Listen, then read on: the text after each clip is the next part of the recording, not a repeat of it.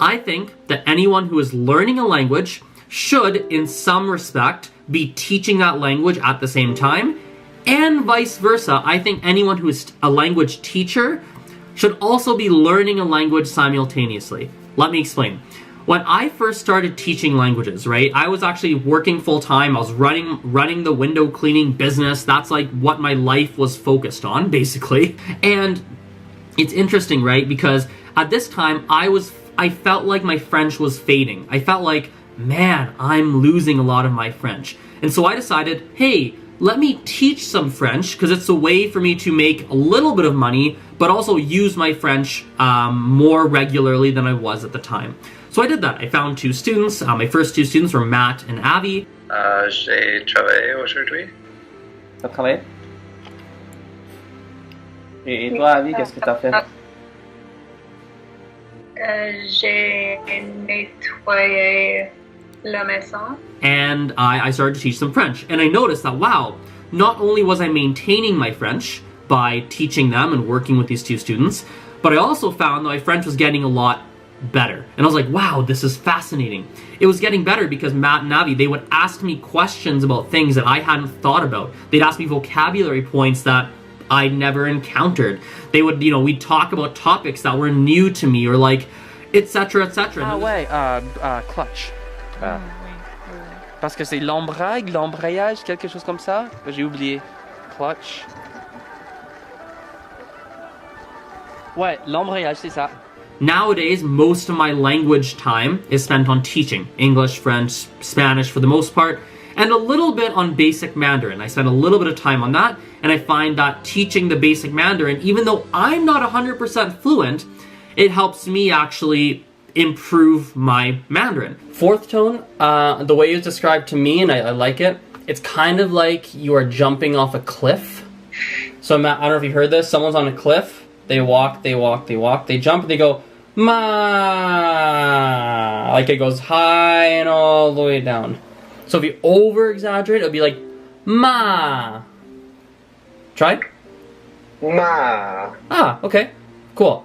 So you got 1st, 3rd, and 4th. On a side note, important side note, since I'm not 100% fluent in Mandarin, I'm just very careful when I charge for it. Either I do it for free, and sometimes I'll charge, a little bit, but it's really such a small amount because I'm not like the best Mandarin teacher. I'm not 100% fluent, but anyway.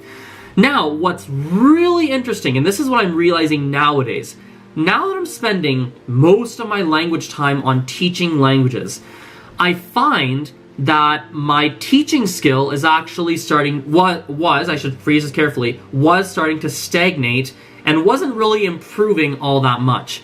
However, recently I've started to shift some of my focus back onto learning Mandarin. 对不对？是这个机，对，但是发音是一样的。And as I'm starting to learn Mandarin, I'm realizing things that, now that I'm learning Mandarin, it's making me a better teacher. Because I'm going through situations that I've seen a lot of my current students go through.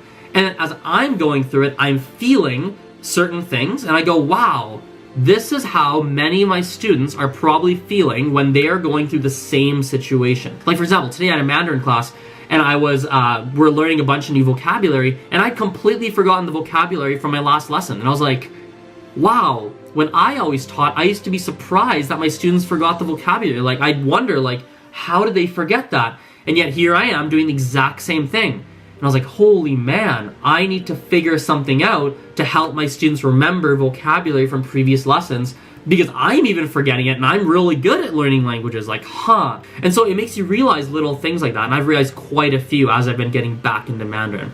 And so I've realized that there's a lot of value in any language teacher also spending some time on learning another second language or another foreign language or another language that's not their first language.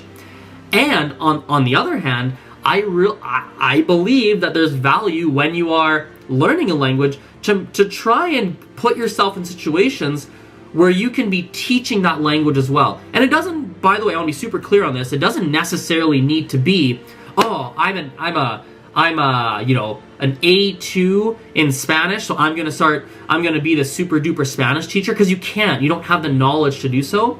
but it's super easy to talk to friends, go online. You know more about Spanish than a lot of people who want to learn about Spanish. And there's a lot of people that if you say, hey, I'll help you for an hour a week, and you start to teach them the little that you know, they're going to be super grateful for it. You probably don't charge them or you charge them very little to do that. And you're going to be benefiting a lot because you're going to now be you're going to need to go teach concepts that, yes, you've learned, but you might not know them 100%, right? And it's going to give you the motivation and like the real tension to go learn those concepts really well so you can actually teach them properly and make sure that your learner can understand. So anyway, we'll end the rant there. I'm really excited I had this thought. I feel like I'm onto something. So have a good day. We'll chat later. Bye for now.